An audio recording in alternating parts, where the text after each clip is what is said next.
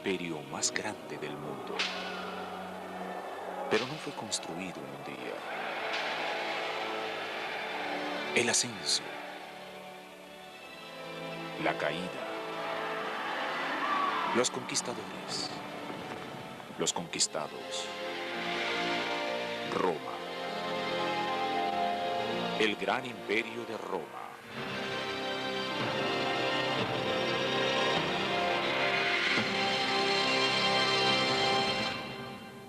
Hola, soy Joe Mantegna. Para el siglo I de nuestra era, el Imperio Romano había expandido sus fronteras hasta el más recóndito mundo del Mediterráneo. El pueblo romano se convirtió en una mezcla exótica de culturas, de ciudades tan diversas como Atenas, Jerusalén y Pompeya. A pesar de sus diferencias, esta gente tenía algo en común. Juntos, construyeron los cimientos de un imperio. Maravillas monumentales como templos, acueductos, puentes y caminos. Hoy nos enorgullece presentarles la construcción de un imperio.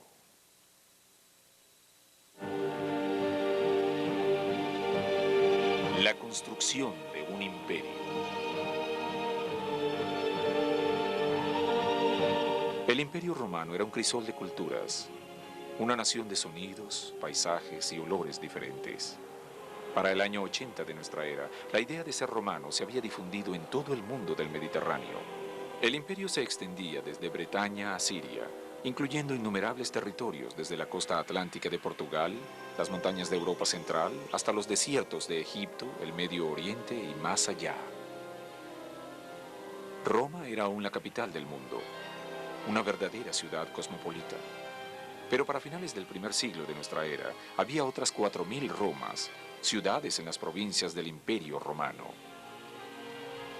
Desde el siglo III a.C., la gran expansión del Imperio Romano se debía a la fuerza e ingenio de su gobierno, al igual que a su ejército.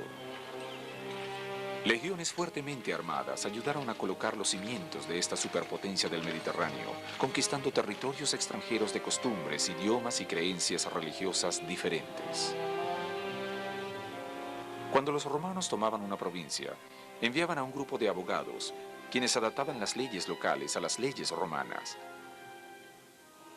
Las provincias entonces eran regidas por gobernadores romanos que eran escogidos por el emperador reinante de la época. Por otro lado, las ciudades provinciales escogían a su ayuntamiento para tomar decisiones locales.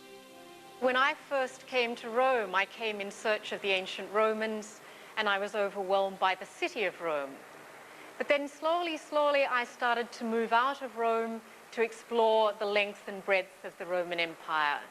And wherever I went, in North Africa, through Greece, through Turkey, through the Middle East, through places like Syria, everywhere I went, there was evidence, physical evidence of the Romans being there, of those places being part of an empire that in many ways was unified because you could always recognize Roman buildings in those places. Generalmente, se permitía que estos territorios romanos mantuvieran su identidad personal. Cada uno ofrecía algo único al imperio. En Siria, la ciudad de Palmira se convirtió en un centro clave para el intercambio comercial entre Europa Occidental y Asia, pues exportaba especias y sedas a Roma.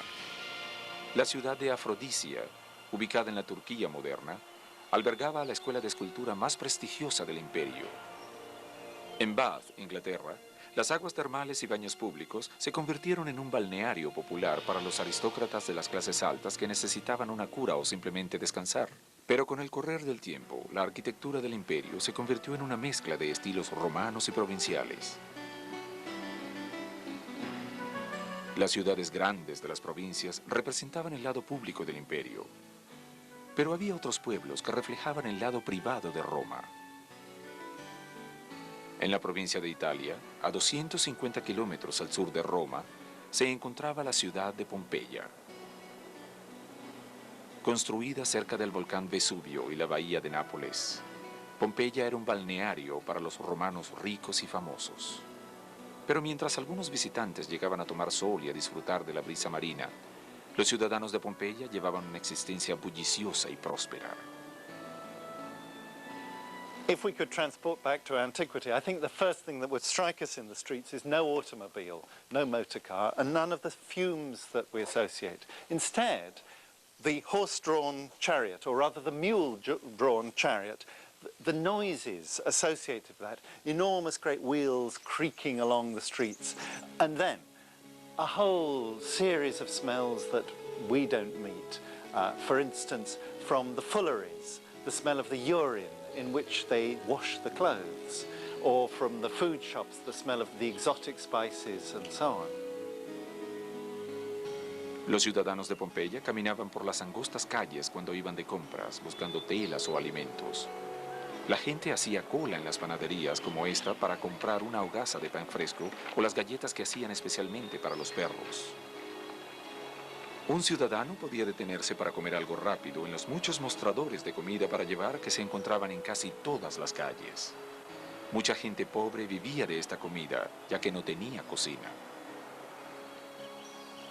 What we've got here is probably the best example in Pompeii of something that you find up and down the streets, lots and lots of examples of counters with these holes in them. And what Italian archaeologists call them is thermopolia, which translates as hot food shops, like hot food takeaways. Frankly, they didn't have the idea of putting a hamburger in a roll so that you could eat it in the streets. Ancient food doesn't work like that. But my guess is that these are containers for dry food, like grain, selling flour, then beans, peas, all sorts of dry foods could well have sold here. So I see it more as a sort of grocers. El alimento típico de los romanos constaba de pan, aceitunas y frutas. La gente de las clases altas agregaba a su dieta carnes como el cerdo o el cordero. La ciudad de Pompeya era famosa por la fabricación de una salsa especial de pescado llamada garum. Here we've got a place of production of fish sauce, garum. It's one of the staples of Roman cuisine. Almost every recipe has to have a little dash of fish sauce. And you make it by putting cheap fish, mackerel and so on, in a great jar and letting it ferment for weeks, even months.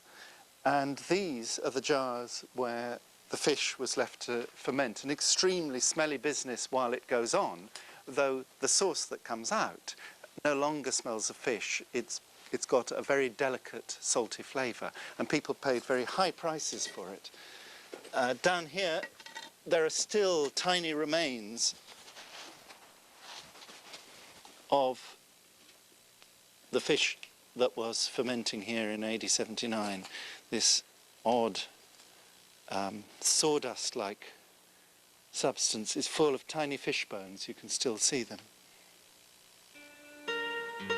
Umbricio Scabro era uno de los productores de garum más famosos de Pompeya.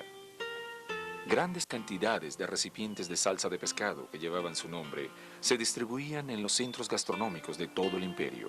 Umbricio Scabro se convirtió en un hombre muy rico. Cuando murió, sus hijos continuaron el negocio familiar durante generaciones.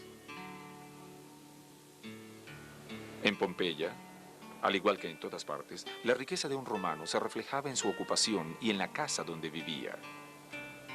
Las paredes de las casas de la clase alta estaban decoradas con frescos brillantes que exhibían escenas de la sociedad romana en su mejor momento.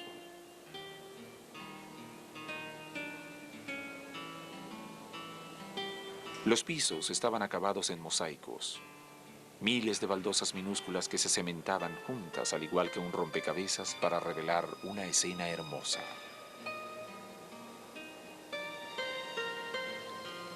Dentro de estos espacios decorativos, los romanos dormían, comían y entretenían a sus invitados. Here we have the triclinium, the dining room of the house, and it's the most important space in the house for entertainment and therefore the most beautifully decorated. And in this privileged background, then the rituals of dining to take place.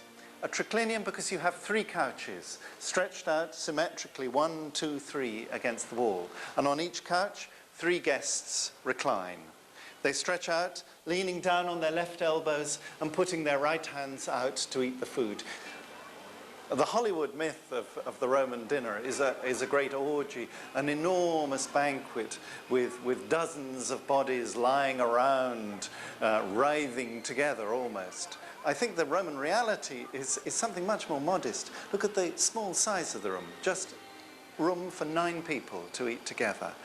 And the food is brought in by slaves, of course, who mill around in this area and bring in a continuous succession of different dishes, different titbits and so on. Not a great animal, but dishes with small things, finger food, which they can pick and eat. Los romanos no desayunaban ni almorzaban. Sin embargo, para los ricos, la cena duraba muchas horas. El evento gastronómico usualmente era seguido por un entretenimiento como bailarinas o acróbatas. En los hogares más cultos se leía poesía junto con el vino que corría libremente durante toda la noche. Here is the engine room, so to speak, of this villa, where they produce their wine. The great treading floor with 2 wine presses. They've reconstructed just one of them here. The enormous beam with a ram's head that crushes the grapes, and the juice comes cascading out, tumbling down this channel specially made down the side, and off into a series of vats containing many litres of wine each, and then round the corner, dozens more. Los romanos ocasionalmente se escabullían de sus casas para visitar los muchos burdeles que existían en la ciudad. En esa época la prostitución era legal, aunque se obligaba a los dueños de los prostíbulos a que pagaran impuestos. Here, hidden away down a back street of Pompeii, is the brothel, the Grande Lupanare, a favourite for all tourists. The signs that it was a brothel are first the scenes around the walls, pornographic scenes suggesting to customers what was available inside, and then 5 rooms, 1, 2, 3, 4, 5, each with a rather uncomfortable stone bed inside. There would have been curtains hung in front of the doors, candles burning inside. I hope it would have been a bit more enticing in antiquity than it is now.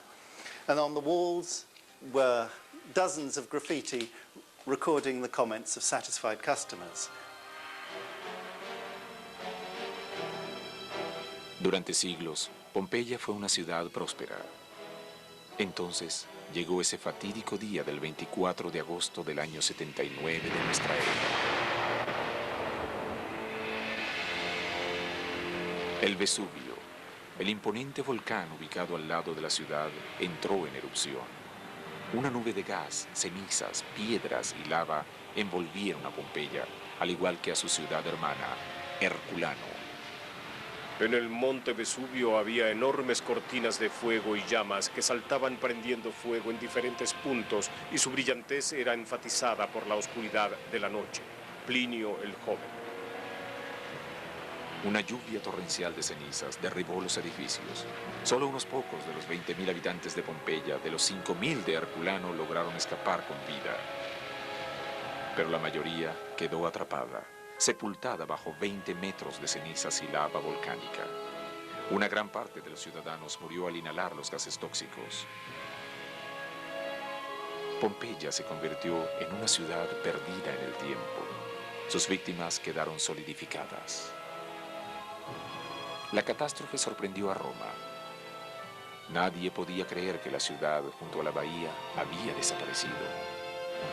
Tito, el emperador reinante, visitó el lugar del desastre e instituyó un plan de ayuda para los sobrevivientes de la tragedia.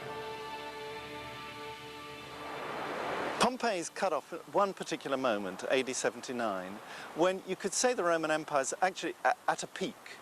This area of central Italy, has got vast wealth coming into it from all around the Roman world.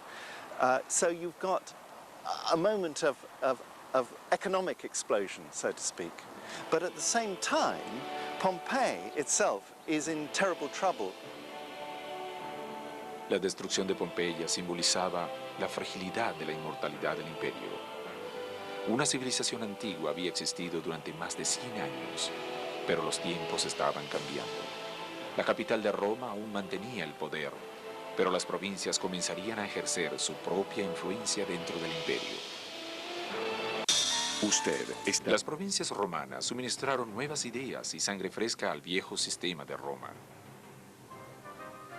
Para el siglo I de nuestra era, el gobierno romano ya no era un club exclusivo para italianos. El imperio se convirtió en un patrono que ofrecía oportunidades iguales de trabajo. En el año 98, el general romano Trajano se convirtió en el primer emperador de origen extranjero. Nacido en Itálica, hoy España, la impecable hoja de servicios de Trajano como general militar y gobernador de la Alta Germania hizo que el antiguo emperador Nerva lo nombrara su sucesor. At the end of the 1st century AD, it's still very early days for a provincial from somewhere as far away as Spain to make it very big in the Roman Empire. You do have individual instances of men from distant provinces who become senators in Rome. But Trajan makes it very big indeed, and he's one of the first to do it. And there are all kinds of innate prejudices that he had to overcome to achieve that much. Trajano rápidamente demostró sus habilidades como emperador. Era un soldado agresivo y estaba profundamente interesado en la política exterior y en invadir pueblos. Pero a la vez, era un filántropo. Instituyó un programa de ayuda para los pobres que duró más de 200 años. También proporcionaba préstamos pequeños a los agricultores y era tan querido que se le dio el título de Príncipe Perfecto.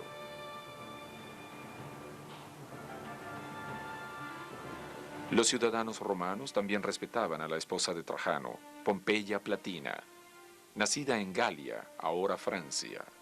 A la primera dama extranjera no le interesaba tanto el protocolo del cargo como el bienestar del propio pueblo del imperio.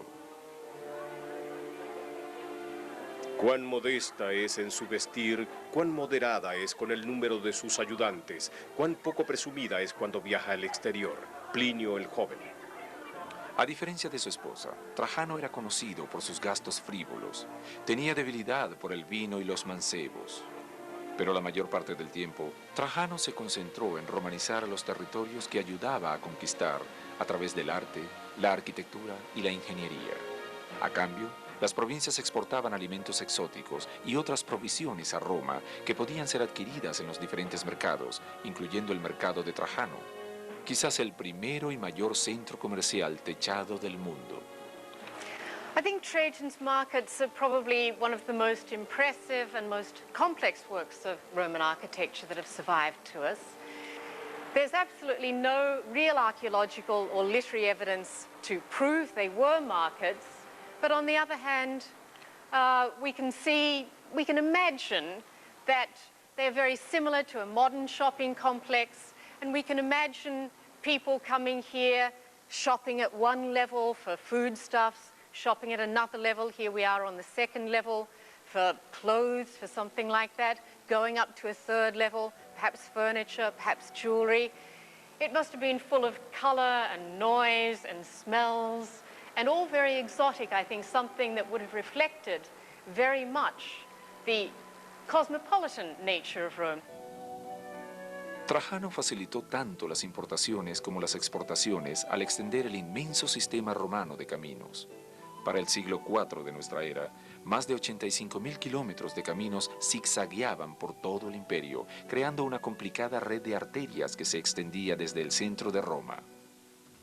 Sin las comodidades modernas como el fax y el teléfono, los caminos se convirtieron en un importante eslabón de las comunicaciones entre Roma y sus provincias. The Roman army has, I think, a pretty well-deserved reputation for its engineering skills. And it did indeed construct a lot of the infrastructure of the Roman Empire. Most famously, of course, it was responsible for the great network of trunk roads which span the whole of the Mediterranean basin. And these were built primarily for official purposes, for moving troops and for government intelligence services. Estos antiguos caminos originalmente fueron construidos para que el ejército romano viajara a las regiones más remotas de las fronteras provinciales y combatiera a los enemigos. Pero con el tiempo los caminos se convirtieron en la vía más rápida para transportar mercancía en carros o a caballo. Finalmente, este sistema de entrega evolucionaría en la primera forma del servicio postal. Of course, Rome's control of this enormous empire also meant that she could import almost anything she wanted from the ends of the earth to the city of Rome, again, to make that statement that Rome was the center of imperial power. Para el año 100 de nuestra era, todos los caminos llevaban a Roma. Estas carreteras de piedra permitían que la información fluyera desde la capital a todo el imperio, tales como las tendencias arquitectónicas y la planificación urbana.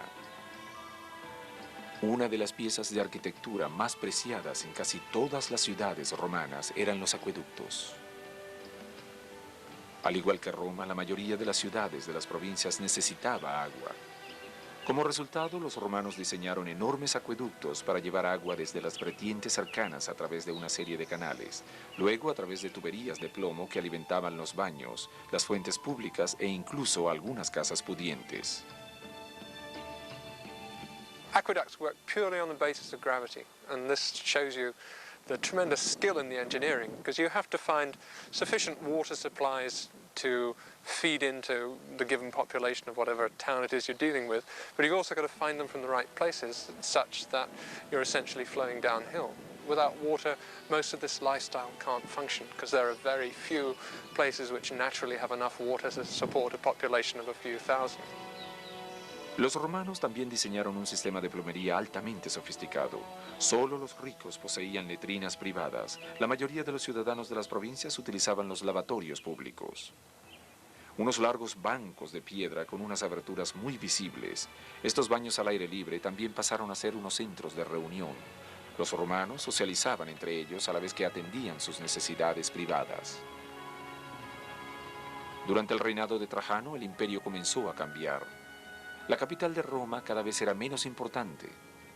Los medios de transporte, cada vez más rápidos y eficientes, suministraban una corriente de información e ideas de 2 vías a través de todo el imperio. Las provincias se estaban convirtiendo en el centro del poder imperial.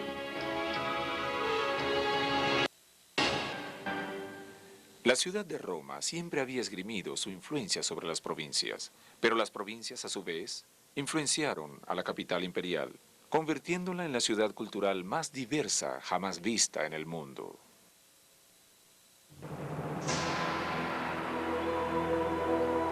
Desde los comienzos de la República Romana, todos los ciudadanos romanos estaban obligados a venerar la religión del Estado, y esto significaba que en ocasiones debían visitar un templo público y ofrecer un sacrificio a algún dios en particular, tal como Júpiter, el rey de los dioses. Baco, el dios del vino y la celebración. Y Apolo, el dios del sol. También importante para la religión romana era ofrecer sacrificios a los espíritus guardianes del emperador reinante. Los sacrificios podían ser con dinero, alimentos o degollando un animal. Pero con el correr de los siglos, los ciudadanos romanos fueron expuestos a muchas corrientes religiosas que les llegaban desde las provincias. We have to remember that the Romans are not living this life thinking of another life. They're living this life strictly for itself. Chiefly, the role of the gods is to help you out in your career. And the Romans call this, I give so that you give. You propitiate the gods in order to keep them on your side. Not in order to buy an afterlife, but in order to have a good life here on earth.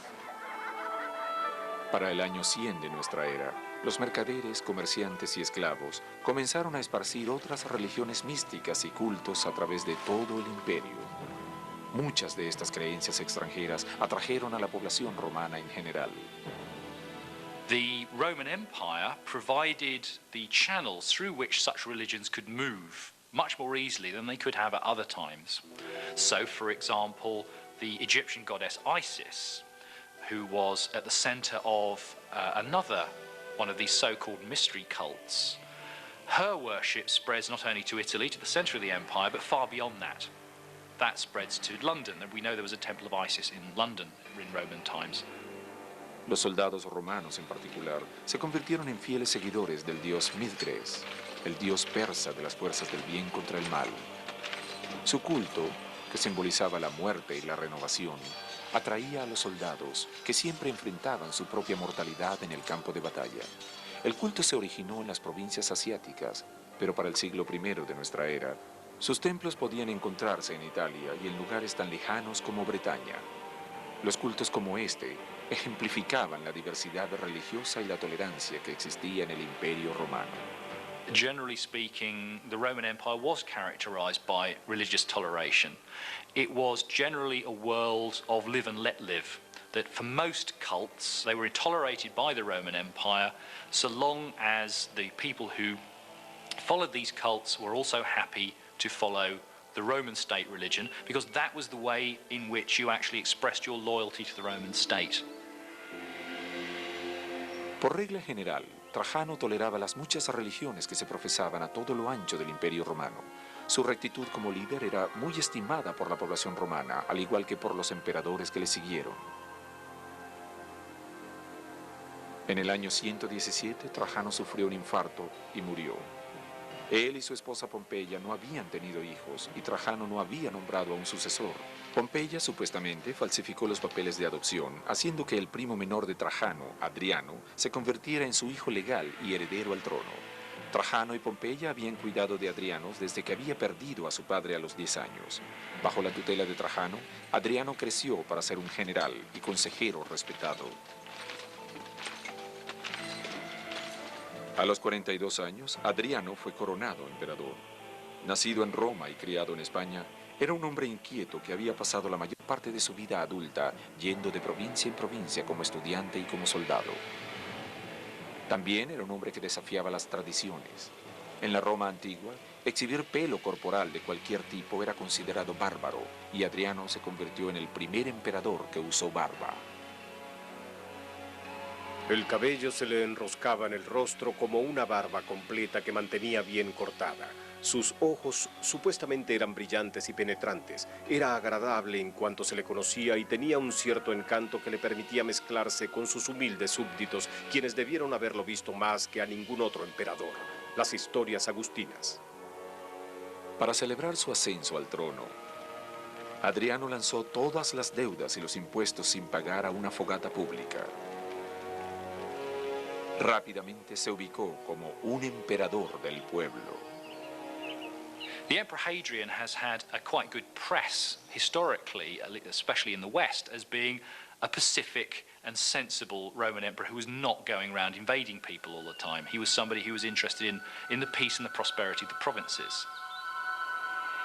Adriano llevó sangre extranjera al corrupto sistema de gobierno de Roma, nombrando oficiales gubernamentales de las provincias. Instituyó reformas legales. Los ciudadanos ya no podían castigar impunemente a sus esclavos castrándolos o lanzándolos a una arena de gladiadores para ser devorados por animales salvajes. Los esclavos ahora podían ser juzgados ante un tribunal.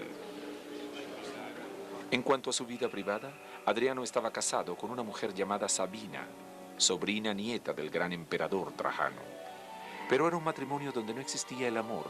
Adriano se quejaba con sus amigos que Sabina tenía mal carácter y que era difícil. Sabina juró que jamás le daría hijos, anunciando públicamente su uso de contraceptivos. Y al igual que los emperadores que lo precedieron, Adriano nunca tuvo hijos. La frialdad de Sabina hacia Adriano pudo haberse debido a sus infidelidades. Se decía que Adriano prefería la pasión de los hombres a la de las mujeres. El emperador comenzó una relación amorosa con un joven de 18 años llamado Antinos, a quien conoció durante sus viajes a Bitinia, ahora Turquía. In the Roman world, the term homosexual didn't exist, and the concept didn't have the same ramifications that it has today. Sex with other men, as long as you were the active partner, was perfectly acceptable, and wealthy Romans had around them not only slave women, but also handsome young slave boys with whom they would use for their sexual pleasures. That was quite common. Sexuality is oftentimes an exchange of power. It's largely a question of which partner is on top.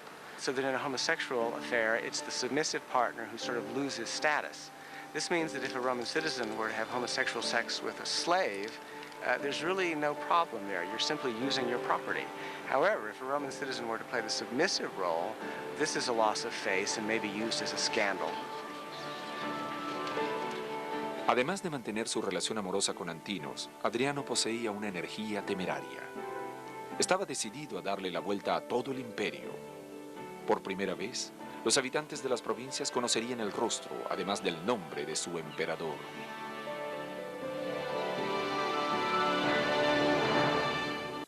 Usted. En el año 121 de nuestra era, el emperador Adriano comenzó la primera de las 4 grandes giras que haría al Imperio Romano, cuyos territorios se extendían en más de 30 millones de kilómetros cuadrados, incluían 4.000 ciudades y 42 provincias. Siendo un político astuto, Adriano se reunió con los gobernadores de las provincias de Asia Menor, Siria y África del Norte. Degustó las cocinas locales y reunió las diversas culturas que él regentaba en una sola. The Roman emperor was acutely aware of the need for the peoples of the empire to know who he was, what his name was, and also to have some idea of what he looked like. This was not achieved, of course, through the media we have today. The Romans had no equivalent of television or even really newspapers. So some emperors would actually travel around the empire, and the most famous example of this would be the Emperor Hadrian, who spent much of his long reign touring around the provinces from one part of the world to the next. For the political stability of the empire, it was very important to the emperors that everybody should know who they were. Adriano dio su rostro a conocer en todo el imperio. Mientras viajaba, distribuía monedas con su efigie. Casi todas las ciudades que visitó erigieron templos en su honor.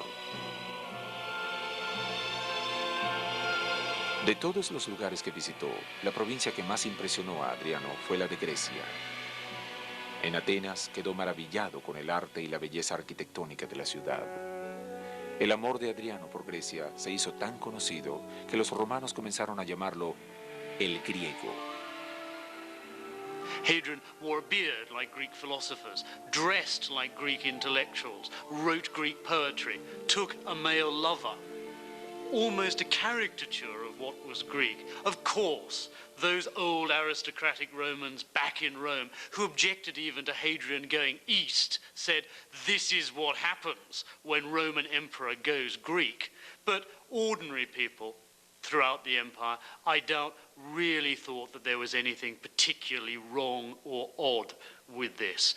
The Roman Empire, sexually, culturally, religiously, much more inclusive, much less judgmental than most of our modern 20th century societies. Always worth remembering that. Adriano estaba ansioso de llevar la cultura griega a Italia.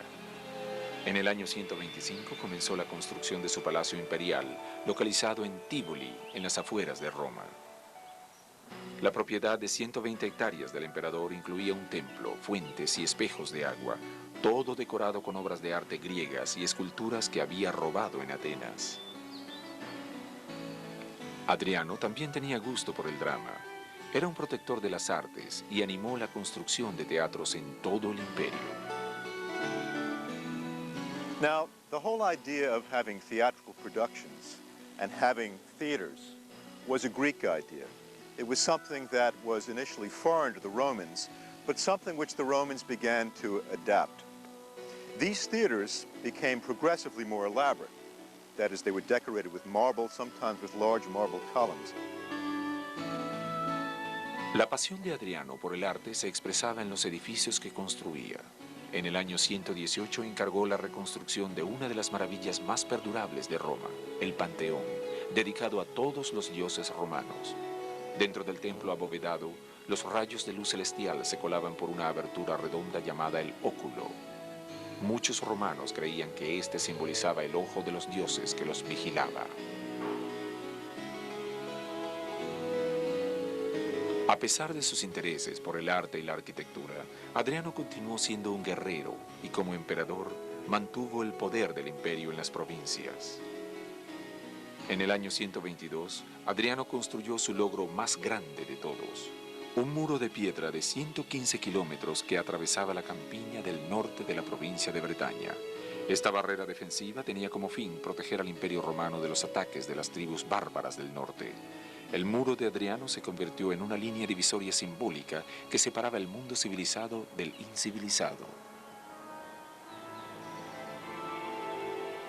La pared aún está en pie, como un monumento conmemorativo a los hombres que construyeron y defendieron el imperio de Adriano. Después de su gira por Bretaña, Adriano continuó su viaje a través del poderoso imperio romano.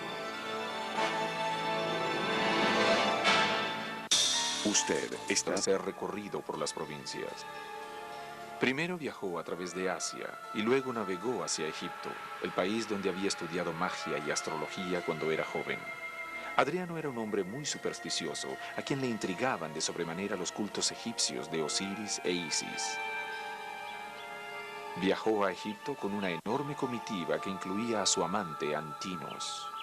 Entre sus citas con el gobernador de la provincia y los ciudadanos prominentes, el emperador decidió realizar un crucero de placer a lo largo del río Nilo. Pero durante el viaje, Antinos, el amante de Adriano, cayó por la borda y se ahogó. Quienes estuvieron presentes en ese momento recuentan que Adriano lloró como una mujer cuando Antino se ahogó. De inmediato, Adriano deificó a su amante y dio su nombre a una ciudad en las riberas del Nilo. Aún llorando la pérdida de Antinos, Adriano siguió adelante con su gira por el imperio. En el año 131 entró en Judea, una provincia mayormente conformada por ciudadanos judíos. El imperio había sido relativamente condescendiente con las diferentes creencias religiosas, pero las ideas de tolerancia religiosa estaban cambiando. The province of Judea, of course, is the most troublesome province in the Roman Empire. It's the province most prone to revolt. And at the center of that resistance and of that dissidence are the Jews.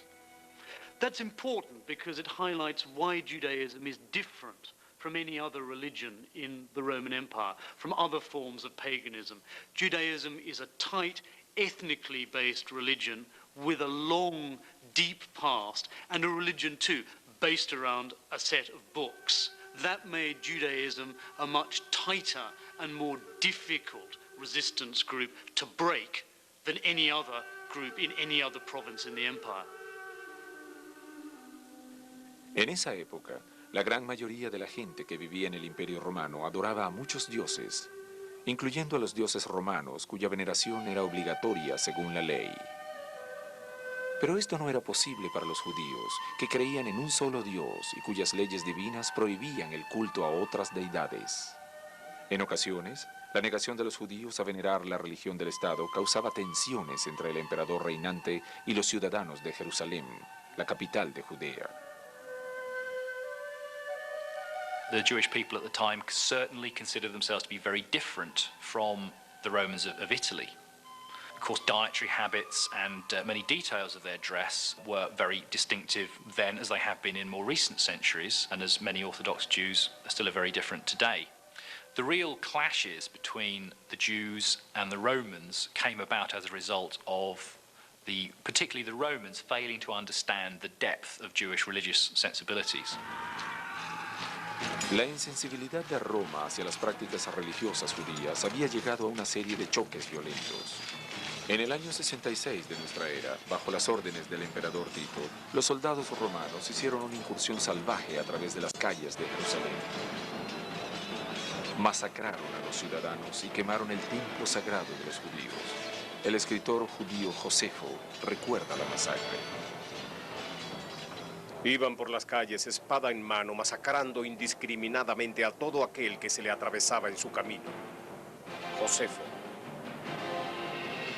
Un pequeño grupo de judíos que logró sobrevivir a la revuelta huyó de Jerusalén, estableciéndose en Masada, una comunidad en la cima de una montaña del desierto mirando sobre el Mar Muerto. Construida por el rey Herodes en el año 37 a.C., la imponente ciudad fortificada tampoco estaba a salvo de la mano de Roma. Desde el año 67 hasta el 73 de nuestra era, los judíos lograron repeler a los ejércitos romanos, pero en abril del año 73, los soldados romanos tomaron por asalto a la citadela usando catapultas y arietes para derribar las murallas de la ciudad. Temiendo una suerte inevitable, la colonia judía se suicidó en masa. Cuando los soldados finalmente lograron entrar, encontraron a 960 hombres, mujeres y niños muertos. Su martirio se convirtió en un símbolo de solidaridad judía contra el imperialismo extranjero. In that sense, the siege of Masada is a very efficient operation for the Romans because it's the most wonderful public demonstration that no one can resist Roman rule. Masada stands as a symbol of Roman power, which I think also echoes through the Eastern Mediterranean with the message, do not oppose the Romans. There's of course some dispute of whether or not the Jews in Masada were executed or committed suicide. I think it's pretty clear that they committed suicide. That's important, I think, in terms of how the story is told. It lends dignity to the Jews as resistors against an imperial power, without, as it were, taking away anything of the siege of Masada as an extraordinary exercise also in Roman military might. Adriano estaba consciente de las hostilidades entre el gobierno romano y la población de Judea, pero estaba decidido a mantener a Jerusalén como una ciudad romana. Cuando entró a Jerusalén, Adriano dictaminó que se construyera un templo romano en honor al dios Júpiter. Para consternación de los judíos, Adriano ordenó que el nuevo templo se erigiera en el lugar exacto donde una vez estuviera el templo sagrado judío que había sido destruido por soldados romanos. Adriano insultó aún más a los judíos al denunciar sus cultos rituales. Now, Hadrian has a very good reputation for being a peace-minded Roman emperor who, generally speaking, respected the rights and the beliefs of the peoples of the empire as a whole. But he found it very difficult to tolerate some of the practices of the Jews, which he regarded as bizarre. El decreto sacrílego de Adriano escandalizó a los judíos. En el año 132, en una muestra colosal de desafío, miles de judíos se unieron en una rebelión para enfrentar al Imperio Romano. Al frente de la revuelta estaba Simón Bar Kokhba, un judío fanático. Durante casi 4 años, los judíos lucharon contra las legiones romanas, pero al final, el ejército romano tomó la ciudad de Jerusalén y masacró a 500,000 de judíos. Adriano ordenó que se le llevara el cuerpo de su líder, Bar Kokhba. Si su Dios no lo había matado, ¿quién podía haberlo hecho? Adriano. La revuelta de Bar Kokhba fue la batalla militar más grande del reinado de Adriano. El ejército restauró el poder romano en la provincia de Judea. Sin embargo, la batalla dejó recuerdos amargos en ambos bandos. What I think is most significant here is that there's no doubt this was a really very small military problem for the Romans. These people were not of any military significance at all.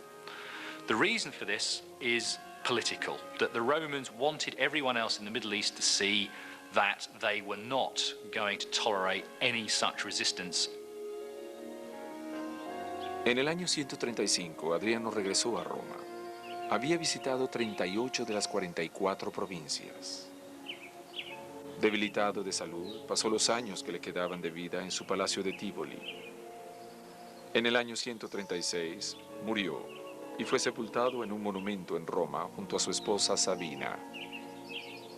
Pero no era un lugar de descanso adecuado para un hombre que nunca había amado a su esposa y que había pasado la mayor parte de su vida fuera de Roma.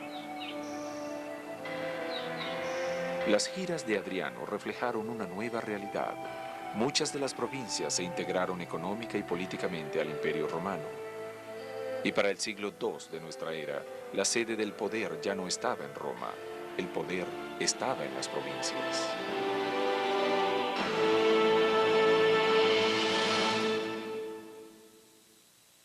En el año 161, el emperador Marco Aurelio exclamó: como emperador, Roma es mi patria, pero como hombre, soy un ciudadano del mundo. Aurelio resumió lo que significaba ser romano. Esta gente de la antigüedad, ricos o pobres, fueron miembros de un club exclusivo que abarcaba al mundo del Mediterráneo. Hayan sido campesinos viviendo en las remotas regiones de Bretaña o aristócratas viviendo en suntuosos palacios en Egipto, todos fueron actores del drama humano que se desarrolló durante el gran imperio de Roma. Los acompañó Joe Mantegna. Durante más de 600 años, Roma fue la ciudad más magnífica del mundo antiguo. Era la capital del poderoso Imperio Romano. Pero con el ascenso del emperador Constantino el Grande, se construyó una segunda capital en Oriente que pronto tañería las campanas de la muerte para la ciudad eterna. El imperio estaba cambiando. En el camino nació una fe nueva, una religión que conquistaría el imperio y dejaría su huella en el mundo. Hoy nos enorgullece presentarles el legado perdurable.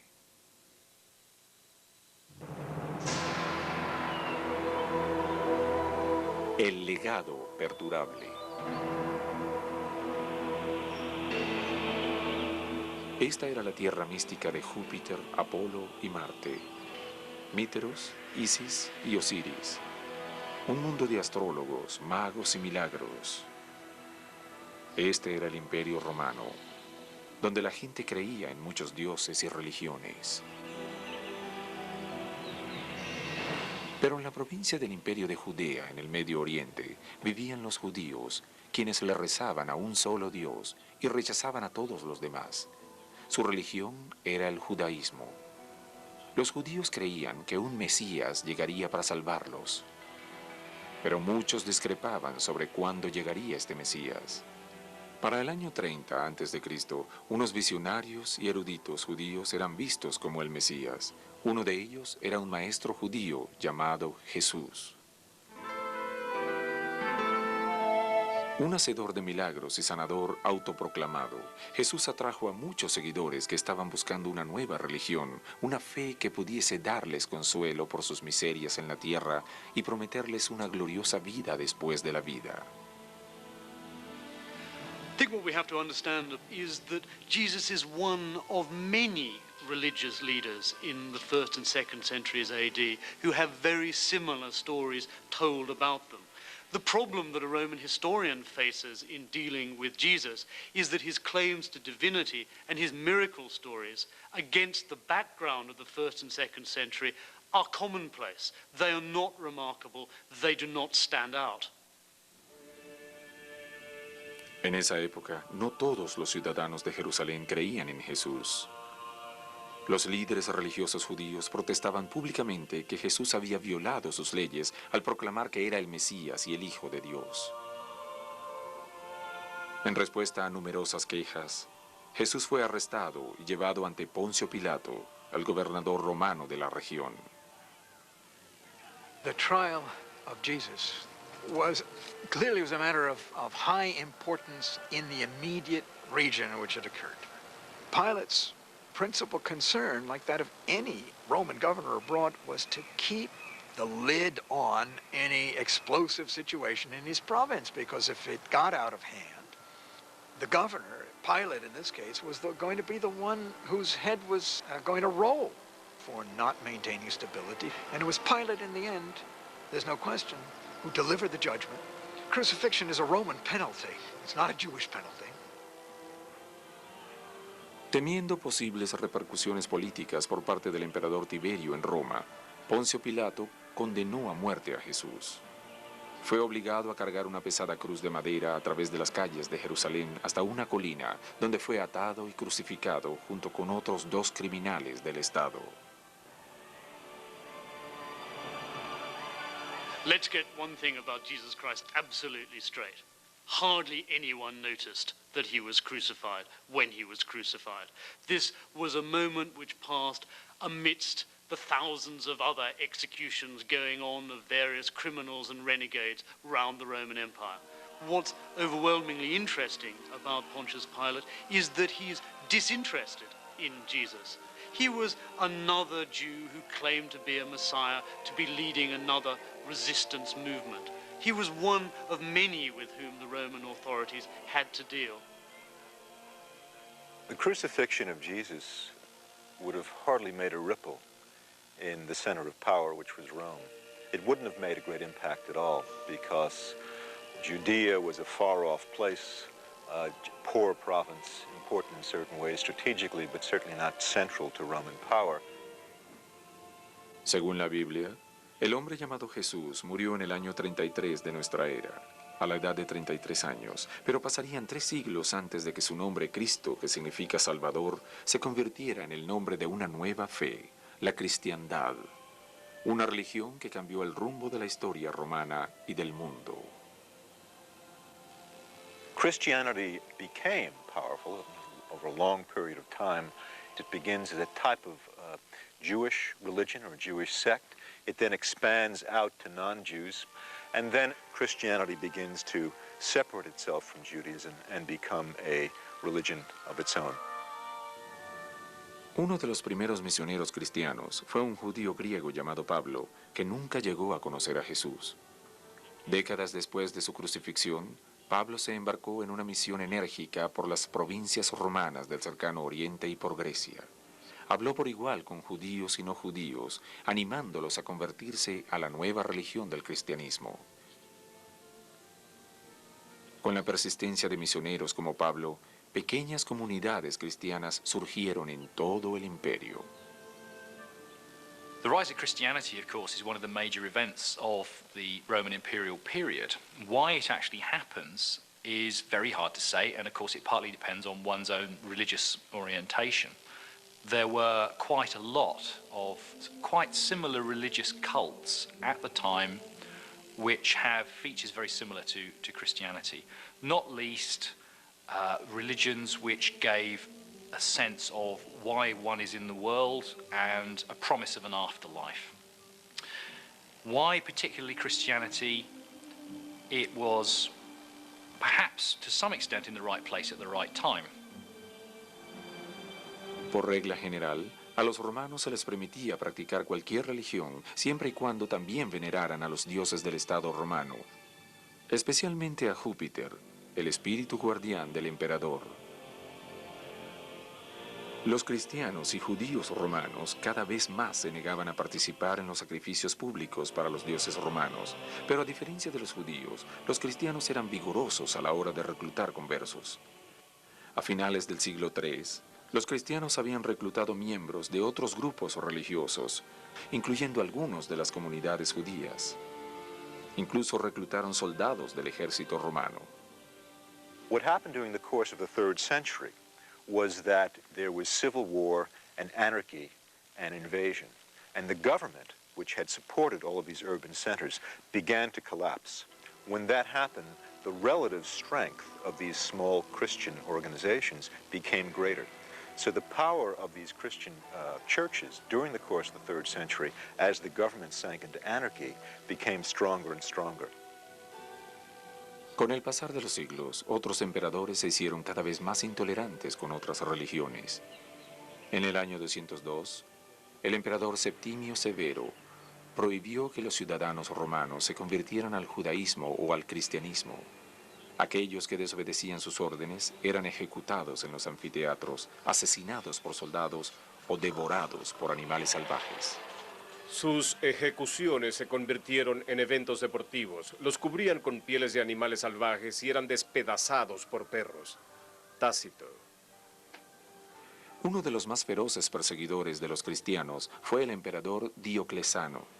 Nacido en la provincia de Dalmacia, el soldado analfabeta combatió por su imperio y llegó al trono a fines del siglo III.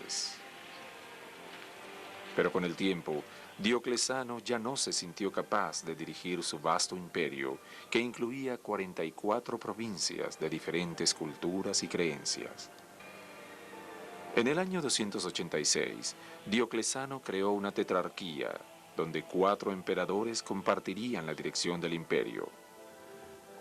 Los emperadores Dioclesano y Galerio gobernarían las provincias de Oriente. Las provincias occidentales serían controladas por los emperadores Maximiano y Constancio. The Roman Empire had never really been one completely united whole in all senses. It was always divided into regions, and there were 2 sort of super regions. There was the Latin-speaking West of Italy and the Western Balkans and parts of North Africa, whole of Western Europe on the one hand, and then there was the Greek East, which included Old Greece, the eastern seaboard of the Mediterranean world, and all of those other provinces at that end of the Roman Empire. So there were linguistic differences. So in a sense, there was perhaps always a fault line between East and West. Dos de los emperadores reinantes, Diocleciano y Galerio, instigaron un movimiento anticristiano según el cual se prohibió a los seguidores de esta religión venerar en público o en grupos. Las Biblias se consideraban ilegales. Estos emperadores también impusieron la tortura y la muerte para cualquier ciudadano romano que se rehusara a honrar a los dioses del Estado. Miles de cristianos fueron martirizados durante este movimiento que duró 10 años, y al mismo tiempo, miles renegaron a sus creencias cristianas para salvar sus vidas. A pesar de las amenazas de persecución por los emperadores Diocleciano y Galerio, el número de cristianos crecía. En el año 305, la tetrarquía original finalmente se separó. 2 de los emperadores abdicaron, los otros 2 murieron, y 4 nuevos emperadores se convirtieron en herederos al trono. Pero cada uno de ellos sería derrocado por un hombre astuto que cambiaría para siempre al Imperio Romano. Usted está... En el año 310, 4 nuevos emperadores ascendieron al trono imperial, pero solo uno tomaría el poder total. Su nombre era Flavio Valerio Constancio, mejor conocido como Constantino el Grande. Nadie se le podía comparar por su gracia y belleza como persona. Era de estatura alta y aventajaba a sus competidores con una fortaleza tal que llegaba a convertirse en su terror. Eusebio. Constantino nació en el año 285 en Nicomedia, ahora es parte del noroeste de Turquía. Su padre, Constancio I, había sido uno de los emperadores escogidos para la tetrarquía de Diocleciano. Constantino era un joven audaz y despiadado, ancho y corpulento en apariencia. Al morir su padre, Constantino se aprovechó de la lealtad del ejército en Bretaña hacia su padre y se autoproclamó como uno de los 4 emperadores de Roma. Constantino compartía el gobierno de las provincias occidentales con el emperador Magencio. Los territorios orientales eran regidos por los emperadores Licinio y Máximo Dio. Desde el principio, Constantino no había tenido intenciones de compartir el trono imperial y tramó aplastar a los emperadores uno por uno. En el año 312, emprendió la destrucción de Magencio. Los ejércitos de ambos emperadores se enfrentaron cara a cara en el puente Milviano en la ciudad de Roma. En ese momento, los cristianos le eran indiferentes a Constantino. Siempre había venerado al dios romano del sol, Apolo, pero sus ideas sobre el cristianismo estaban a punto de cambiar. Durante la cruenta batalla contra el ejército de Magencio, el puente Milviano se desplomó con todos los soldados. Miles de hombres hallaron la muerte en el río fangoso bajo el peso de sus armaduras. El ejército de Constantino estaba desesperado y casi derrotado cuando de pronto ocurrió un extraño fenómeno. Constantino quedó deslumbrado por una luz magnífica en el cielo. Constantino dijo que superpuestas sobre la luz estaban las letras X y P, que en griego son las primeras de la palabra Cristo. Debajo del brillante símbolo había una inscripción que decía: bajo este símbolo conquistarás. Luego una voz celestial le ordenó a Constantino que usara ese símbolo en todas las batallas futuras contra sus enemigos. Constantino interpretó esto como una señal de Jesucristo e instruyó a sus hombres a pintar el símbolo en sus escudos. Al día siguiente, su ejército derrotó a Magencio, convirtiéndolo en el único emperador de las provincias occidentales. Desde ese momento, Constantino profesó su devoción por el cristianismo. By the time Constantine comes to power in the early 4th century, Christianity was a very powerful religion. And some historians claim that any emperor who was going to be powerful in the early 4th century would have to have played up in one way or another to the Christians. Whether or not that was the case, or whether or not Constantine is the pivotal figure who, by using his influence and patronage as emperor, shifted the tide towards Christianity, is a question that's still hotly debated among historians. It's important to remember that for Constantine, there was nothing special about Christianity. It could be used politically. To talk religion in this empire is to talk politics. To talk politics is to talk religion. La conversión de Constantino al cristianismo, bien haya sido por intervención divina o por motivación política, aún es un enigma.